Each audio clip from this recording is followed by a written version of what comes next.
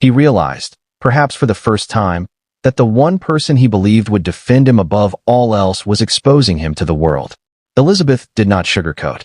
She described Ethan's behavior leading up to the murder. Growing obsession with violence, often seeking videos and stories about human cruelty. Increasing social isolation, cutting ties with anyone who challenged him or didn't feed his ego.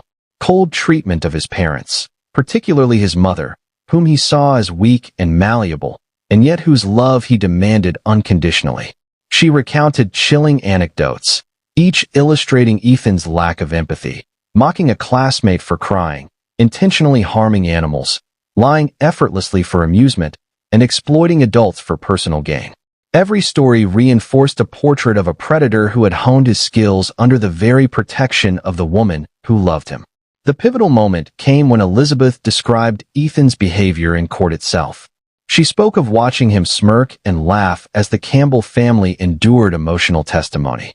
"When I saw him laugh," she whispered, tears streaming down her face, "I finally saw him for who he truly is. Not the boy I remember, not the child I tried to save, but a man, cold, hollow, irredeemable." The courtroom went silent. Every ear strained to hear. Every eye focused on Ethan, whose face now contorted with unfiltered fury. He had not anticipated this betrayal, this exposure by the one person whose opinion had always been his North Star. Here, the story naturally integrates analysis without breaking immersion. Ethan's narcissism had been shaped, enabled, and reinforced by maternal indulgence.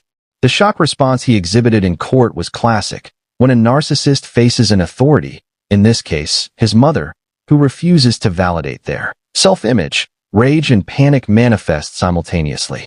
The jury's perception now aligned with reality. The troubled boy image was replaced with that of a calculated predator. Elizabeth had not only confessed, she had weaponized truth against her own son, effectively rewriting the narrative of the trial.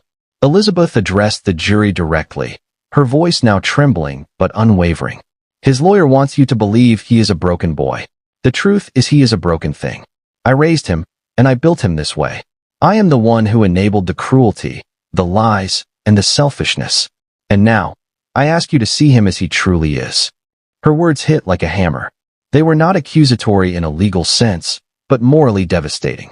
The weight of parental complicity added depth and complexity to the story. No longer able to contain himself, Ethan lunged from his seat, chair screeching across the floor. "You're lying. I hate you," he screamed, voice raw and guttural. Bailiffs rushed to restrain him, but the damage was done.